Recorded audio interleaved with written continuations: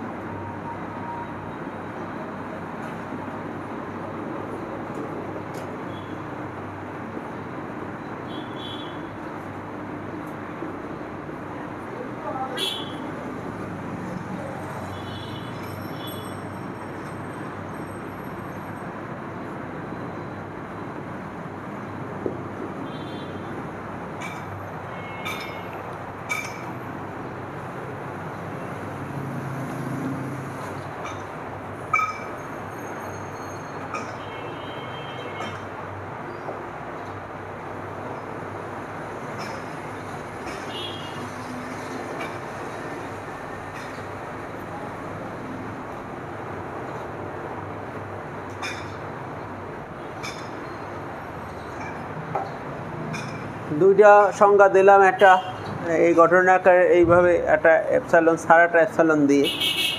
Real analysis এই কোষী অনুক্রমটার সংখ্যাটা এইরকম ছিল, মনে পড়ে কেন দেখো,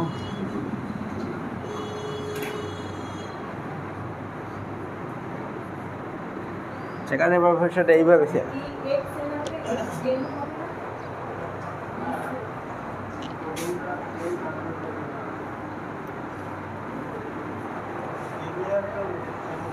আগে পরে কোনো বিষয় না, দুইটার দূরত্ব বিয়োগ ফলে এই ঘটনাটাকেই এখন আমরা এই ডি দিয়ে বোঝাচ্ছি।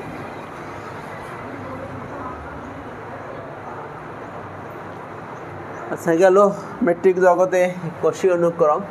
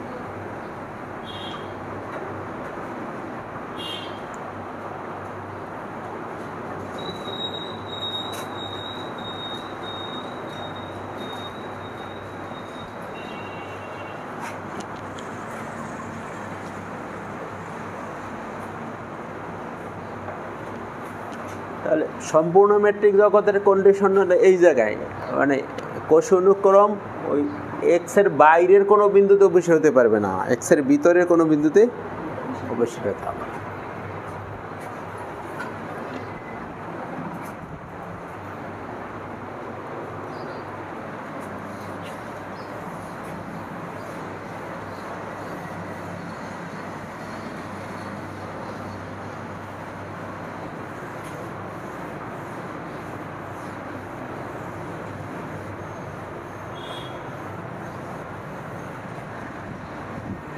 বই আছে, লেটেস্ট বই, একেবারে নতুন এডিশনের।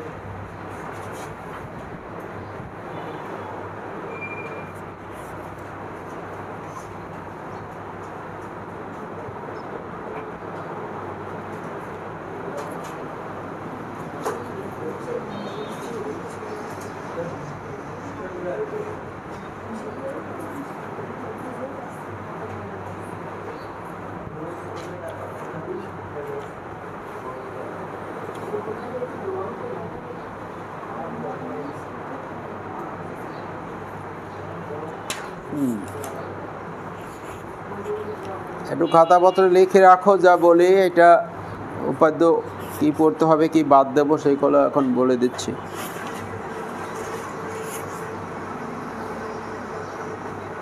বারো পৃষ্ঠা উপাদ্য 1, এইটা বাদ যাবে, এটা 13 সালে পরীক্ষায় আসছে, 23 সালে আসছে, দিলে দরকার নেই এরপর আইন কোর্স দিলে ছাড়দের বল বাজে এটা পরীক্ষা আসছে, এটা বাদ দিয়ে দেন, এটা বাতিল। ইনকোর্সে কে দিচ্ছে এটা? উপাদ্য 2, BBI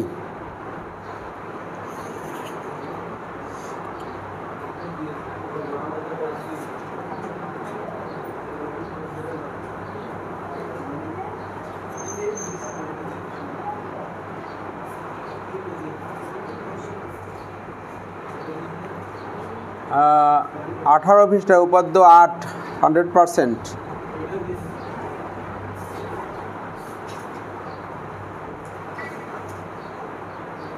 20 পৃষ্ঠায় উপাদ্য 9, এটা বাদ পরীক্ষায় আসছে।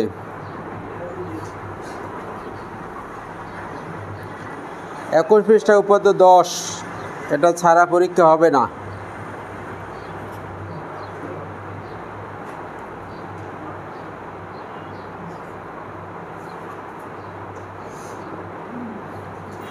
23 পৃষ্ঠায় উপাদ্য 13 100%।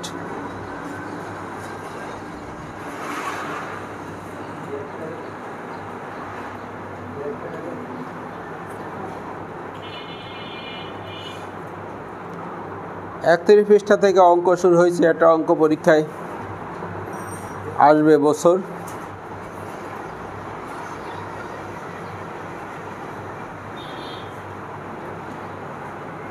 35 পৃষ্ঠা উদাহরণ 3 100%।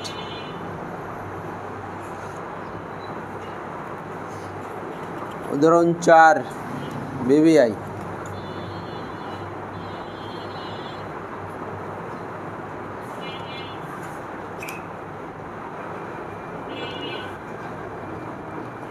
पाँच इम्पोर्टेंट।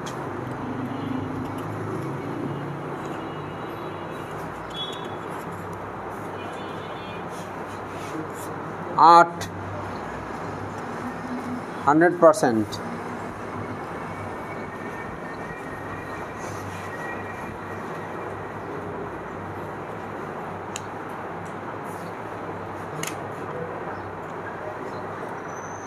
47 উদাহরণ 14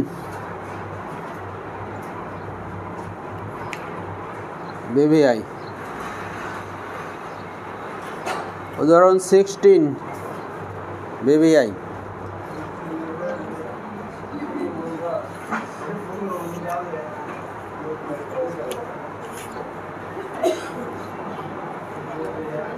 দেখলাম 16 দাগাও কিনে আর কি।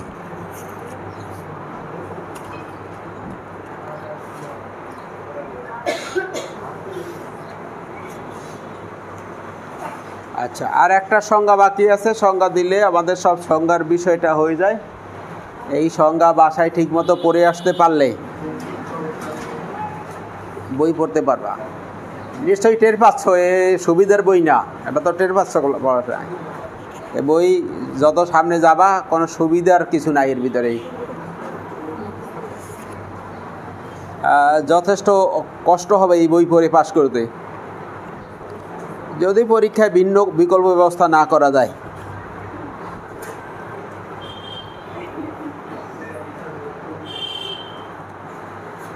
আচ্ছা, তাহলে আমরা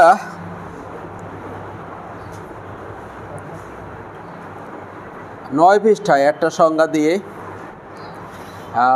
সংজ্ঞার বিষয় শেষ করব, আলোচনাও শেষ করব। অবিচ্ছিন্ন ফাংশন নামে একটা কথা আছে, এইটা দিয়ে উপর এটা পরীক্ষায় সারা, এইটা সারা পরীক্ষা হবে না। এই সংজ্ঞাটা এই অবিচ্ছিন্ন ফাংশন। এই বইয়ে ফাংশন শব্দটা ব্যবহার না করে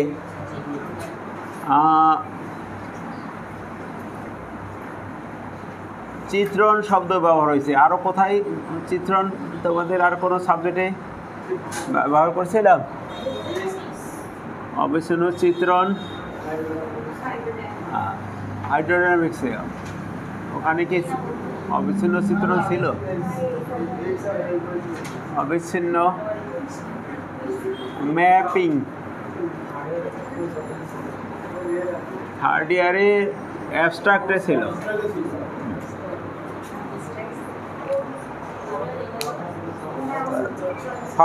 ফাংশন, চিত্রণ, ম্যাপিং এই একই কথা আর কি।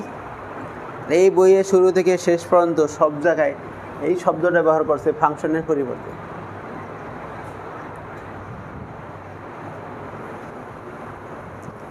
ফাংশন তৈরি করতে দুটো সেট লাগে আর একটা সম্পর্ক লাগে। এখানে আমাদের মেট্রিক জগৎ নিয়ে আমাদের সেট দুইটা তৈরি হবে, দুটো মেট্রিক জগৎ, একটা XD আর একটা YD1। বইতে এইভাবেই ছবি দেওয়া আছে, দেখবা উপরদের মধ্যে ওই ছবিটা আছে। এই দুইটা সেটের ভিতরে এফ একটা সম্পর্ক, এই সম্পর্কটাকে অবিচ্ছিন্ন ফাংশন কোনো বিন্দুতে অবিচ্ছিন্ন বলা হবে, কোনো বিন্দুতে অবিচ্ছিন্ন। তাহলে যে বিন্দুটায় ফাংশনটা অবিচ্ছিন্ন হওয়ানো সেই বিন্দুটার নাম দেওয়া হয়েছে x0। x0 বিন্দুতে অবিচ্ছিন্ন বানাচ্ছে ফাংশনটা। তাহলে x0 বিন্দুতে যে ইমেজটা আছে ফাংশনের, that is f of x0।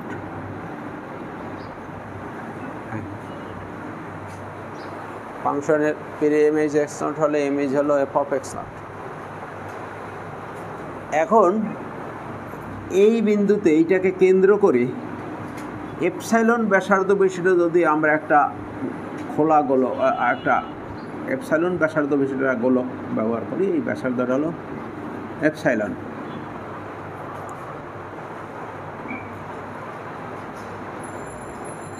তো দেখো খোলা গোলকের কনসেপ্ট দিয়ে সব কিছু পড়া লাগতেছে আমাদের, যে এইখানে এপসাইলন ব্যাসার্ধ বিশিষ্ট একটা এবং f of x0 কেন্দ্র বিশিষ্ট একটা খোলা গোলক। এর জন্য যদি এইখানে ডেল্টা ব্যাসার্ধ বিশিষ্ট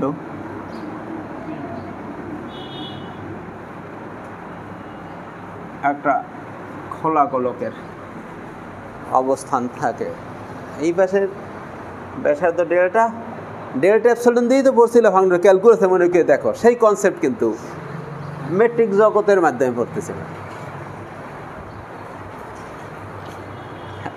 এখন এই খোলা গোলকের ভিতরে যদি যে কোনো একটা বিন্দু x হয়, যে কোনো একটা বিন্দু x হয়, x এর তো একটা ইমেজ এই পাশে fx আছে, এই fxটা এই দিকে কোথায়, fxটা এই গোলকের মধ্যে পড়তে হবে, fx ভ্যালুটা এই গোলকের মধ্যে আসতে হবে। যদি এই শর্ত সিদ্ধ হয়, মানে এইখানকার প্রত্যেকটা বিন্দুর ইমেজ এই গোলকের মধ্যে অবস্থান করে, তাহলে এই ফাংশনটাকে x0 বিন্দুতে অবিচ্ছিন্ন বলা হবে। অর্থাৎ এইখানকার এই গোলকের কোনো বিন্দুর ইমেজ, মনে করো এই একটা বিন্দু, তার ইমেজ এই দিকে থাকতে পারবে না। এই গোলকটার প্রত্যেকটা বিন্দুর ইমেজ কোথায় থাকতে হবে, এইটার মধ্যে।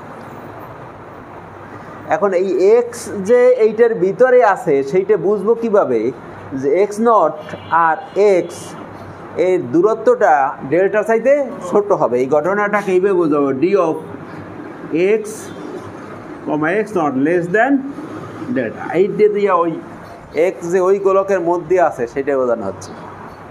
আর f of x যে এইটার ভিতরে আছে এটা কীভাবে বুঝাবো, এই দুইটার দূরত্ব এটা ছোট, d of f of x, d of তো না d1 হবে, কারণ কি এটা মেট্রিকটা d1 আর ওইটা মেট্রিক d, এখানে হবে d1। f of x, f of x0 less than epsilon.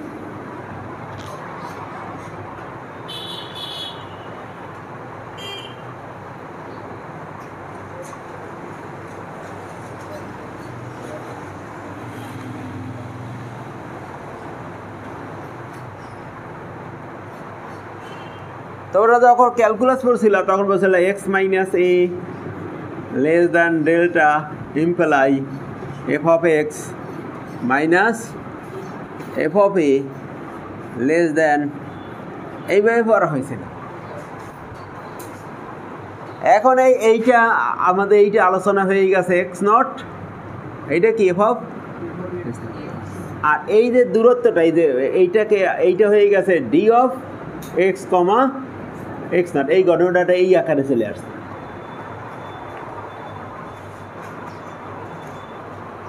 আচ্ছা, তাহলে এই হলো আমাদের ছবি। এখন আমরা সংজ্ঞাটা লিখি, এটা ল্যাঙ্গুয়েজে লিখি। এই যা এখানে দেখা যাচ্ছে তাই আমরা বর্ণনা করে দিলেই সংজ্ঞা হয়ে যাবে।